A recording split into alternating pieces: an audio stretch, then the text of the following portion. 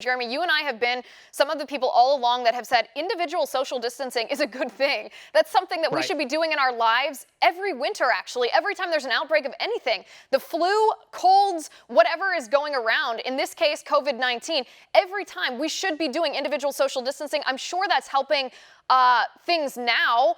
Increased hygiene, masks, Yeah. you name it. All of these mitigative treatments that are being tested as we speak that have been shown, at least anecdotally, to have to be helpful and effective against COVID-19. These are good things, but it's not a binary choice. And that's one of my problems with those on the other side of this debate is that they act like they're basically making a false accusation against those of us who are saying, well, lockdown doesn't mean that we do nothing. Right. Well, I get no benefit out of people dying from COVID-19. There's no reason why I would encourage behaviors that I think are going to result in mass casualties. But we all do lose something when the economy collapses, when grown men can't provide for their families, when working women and men are laid off from their jobs, and you end up with this economic cascade. First, someone can't pay their rent.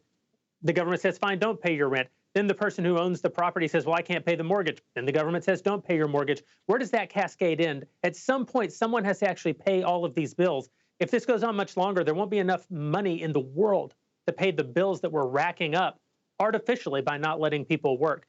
And as to how you fight COVID-19, well, the way you fight every one of these viruses over time is you rely on the greatest engine ever conceived of for fighting viral infections, and that's the human body. The reason antibody testing works is because the human body generates antibodies to fight against viruses like COVID-19. The reason that we don't still have incidences of past plagues in enormous numbers is because over time we build up immunity in the body politic, in human beings. And that's what needs to happen here. You know, the fact that we're taking people who aren't really at high risk of this at all, people whose risk of death from driving to the hospital to get tested for COVID-19 are actually higher than their risk of dying from COVID-19. We're keeping those people from getting infected, people who might be asymptomatic, young people, healthy people, and we're preventing the ultimate thing that's going to do good for us, which is herd immunity.